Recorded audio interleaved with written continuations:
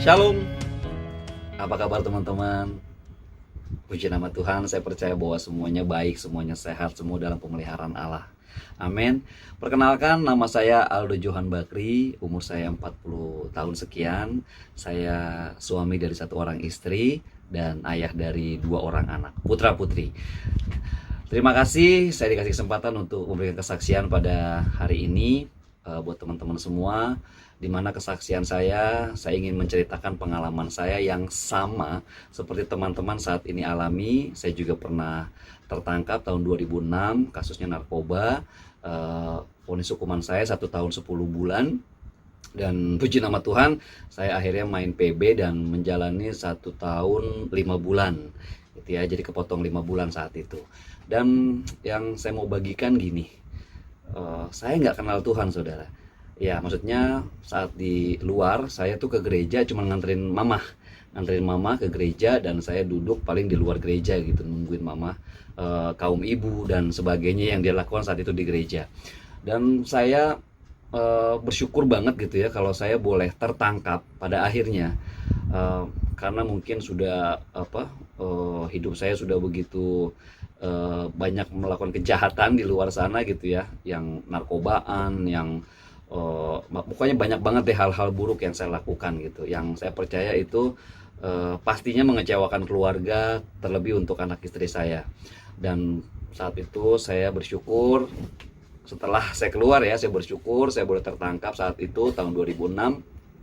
Bukan TO, saya bukan TO, saya bukan DPO gitu, walaupun rumah saya dekat sama komplek Ambon saat itu, tapi saya bukan TO, bukan DPO, saya cuma apes aja. Dan saya percaya apesnya itu adalah rencana Tuhan yang luar biasa, karena saat itu saya baru pindahan rumah, saya naik motor, ada razia SIM STNK gitu ya, saya nggak pakai helm dan saya di stop dan saya digeledahin, dan di badan saya ada 99 paket ganja yang 10.000 saat itu.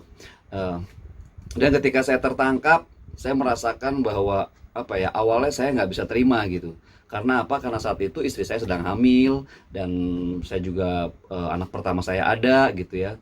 Saya merasa bahwa pekerjaan saya baru dapat bekerja gitu. Saya baru dapat pekerjaan yang akhirnya bisa mencukupi gitu ya. Tapi kenapa tiba-tiba Tuhan izinkan saya tertangkap? Nah, setelah tertangkap, setelah menjalani di dalam penjara itu, saya baru tahu ketika saya ditangkap itu membuat saya ada sampai hari ini di dalam Tuhan gitu. Jadi buat teman-teman yang saat ini mungkin kecewa, yang mungkin nggak tahu kenapa Tuhan lakukan ini buat hidup saya, nggak ngerti bagaimana rencana Tuhan, jangan dipaksain buat ngerti teman-teman, tapi terus setia sama Tuhan, cari perkenanan Tuhan di dalam, karena itu yang saya lakukan. Yang saya lakukan di dalam yaitu, jadi ketika saya tertangkap, saya langsung merubah pola hidup saya. Artinya ketika saya tertangkap, saya mikir gini, kalau saya tertangkap dan saya masih melakukan hal yang sama seperti saya di luar, buat apa saya tertangkap? Gitu ya. Itu pikiran benar saya saat itu, dan saya percaya itu semua rencana Tuhan juga yang agak ngotak-atik pikiran saya gitu. Dan saya berpikir seperti itu dan saya melakukannya. Seperti ketika di luar saya ngerokok, di dalam saya nggak ngerokok gitu ya. Ketika di luar, pokoknya di dalam itu saya nggak nonton film porno, saya nggak narkobaan, saya nggak melakukan hal-hal yang salah gitu ya. Tapi saya isi hidup saya dengan apa? Mengenal firman Tuhan.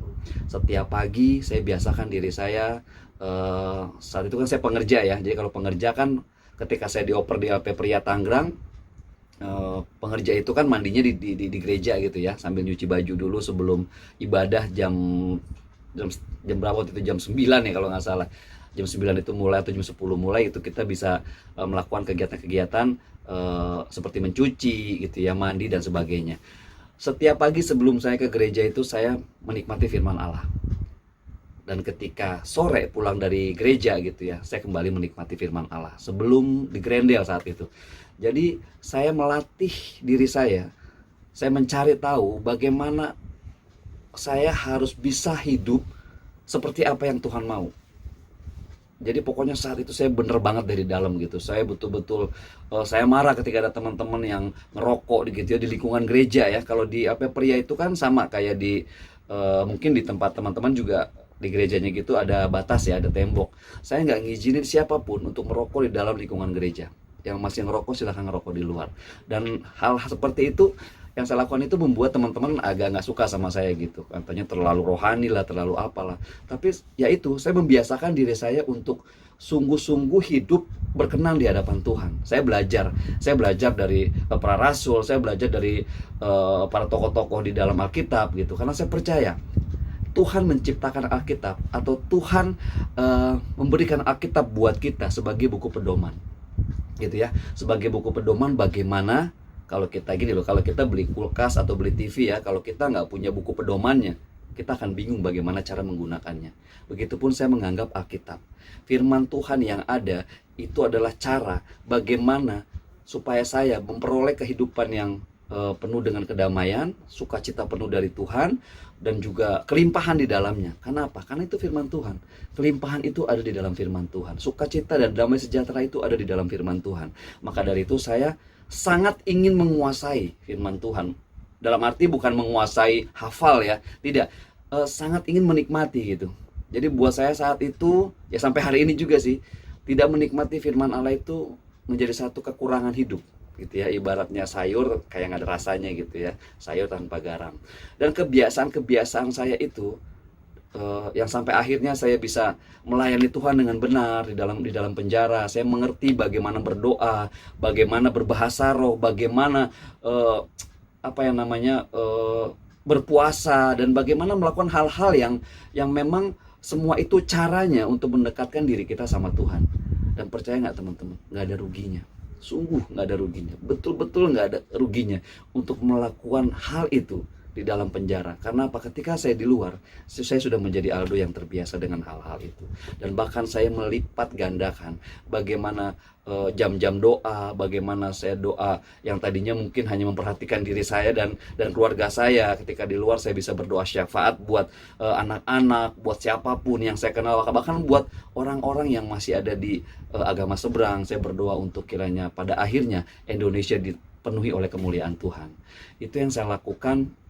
Dan betul-betul betul-betul ekstrim sih, betul-betul satu hal ekstrim yang saya lakukan untuk bisa dekat sama Tuhan dan merasakan bagaimana ternyata hidup bersama Tuhan, berjalan bersama Tuhan dalam keadaan apapun itu menyenangkan.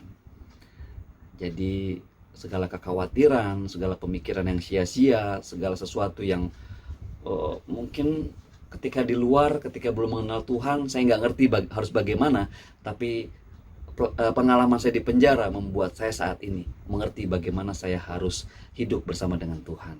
Dan itu harapan saya juga buat teman-teman yang saat ini mungkin sedang galau gitu kan, karena nggak dibesuk-besuk ya, mungkin ya karena COVID, ataupun karena mendengar kabar yang nggak enak tentang keluarganya di luar, tentang mungkin buat teman-teman yang mungkin harus bayar kamar, harus bayar bulanan di warung nasinya atau apa gitu untuk kebutuhan-kebutuhannya yang memang saat ini mungkin akhirnya jadi agak berkurang gitu gara-gara COVID.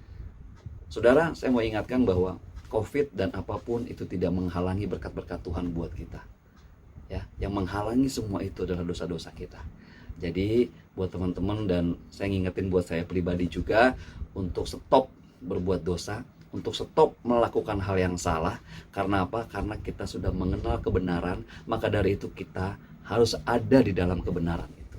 Dan percayalah, ketika kita ada di dalam kebenaran itu, ketika kita menggunakan Alkitab sebagai buku panduan yang benar, segala sesuatu yang benar, segala sesuatu yang baik, segala sesuatu yang murni itu akan menjadi bagian hidup kita. Bahkan nggak cuman saya merasakan ketika saya melakukan hal itu di dalam, nggak cuma saya yang menikmati, tapi anak istri saya itu dalam pemeliharaan Tuhan. Pokoknya Tuhan luar biasa. Tetap ngandelin Tuhan, tetap berpegang teguh kepada firman-firmannya. Karena sekali lagi saya mau katakan, firman Tuhan adalah panduan hidup yang sangat amat benar untuk kita ikuti. Ya, ada baiknya sih kita menguasai beberapa atau menghafal beberapa ayat-ayat Alkitab untuk menjadi acuan hidup kita. Mungkin kita mulai melakukan setiap pagi atau setiap malam kita perkatakan gitu ya. Karena kan itu kan firman Tuhan, kebenaran firman Tuhan. Dan percayalah, ketika kita sering memperkatakannya, itu ada di pikiran kita dan di hati kita. Dan kita berdoa, nggak cuma ada di mulut kita, tapi kita berdoa untuk dikasih kekuatan untuk kita bisa melakukannya juga dalam kehidupan kita. Percayalah, hidup Anda atau hidup teman-teman, bahkan saya mengalaminya, menjadi hidup yang penuh dengan eh, mujizat, penuh dengan pertolongan Tuhan, penuh dengan anugerah. Karena ketika saya menerima kasih karunia itu, saya menggunakannya dan memanfaatkannya dengan amat sangat benar. Oke teman-teman, tetap semangat di dalam Tuhan. Gak usah mikirin macam-macam. Ketika Tuhan izinin kita untuk tertangkap seperti ini, untuk teman-teman ada saat ini, itu artinya Tuhan sedang membentuk teman-teman seperti Tuhan membentuk saya dan menjadikan saya ada sampai hari ini menjadi satu pribadi yang berbeda, menjadi satu pribadi yang puji nama Tuhan, boleh melayani Tuhan, boleh melayani teman-teman juga saat ini, yang juga menjadi satu kerinduan saya untuk kita dapat bertemu kembali, sama-sama kita berdoa kiranya COVID ini segera berlalu. Karena saya percaya apapun yang saat ini Tuhan izinkan terjadi, ini semua bukan satu hal yang kebetulan, tapi ada rencana Tuhan yang luar biasa di balik semua ini. Tetap semangat di dalam Tuhan, tetap berpegang teguh kepada janji-janjinya, tetap berdoa, tetap mengandalkan Tuhan, dan tetap ada di tracknya Tuhan, ya. Bikin komunitas yang benar di dalam gereja atau di dalam tempat teman-teman saat ini, dan biasakan itu ketika ada di luar. Tinggalkan kehidupan yang lama, jauhkan teman-teman yang membawa dampak yang tidak baik, tapi mulai ada di komunitas-komunitas yang benar. Seperti saya saat ini ada di Yayasan Anugerah Goshen Indonesia dari tahun 2008 sampai hari ini. Saya boleh ada bersama dengan Kak Kori, saya boleh ada dengan teman-teman yang ada saat ini, dan kami boleh memuji menyembah Tuhan, bahkan boleh menjadi berkat bagi siapapun yang Tuhan izinkan ada dalam kehidupan kami. Terima kasih, itu aja kesaksian saya.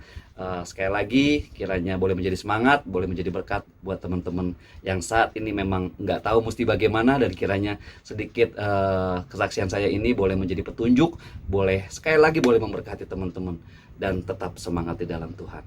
Oke teman-teman, sampai ketemu lagi. Tuhan Yesus memberkati.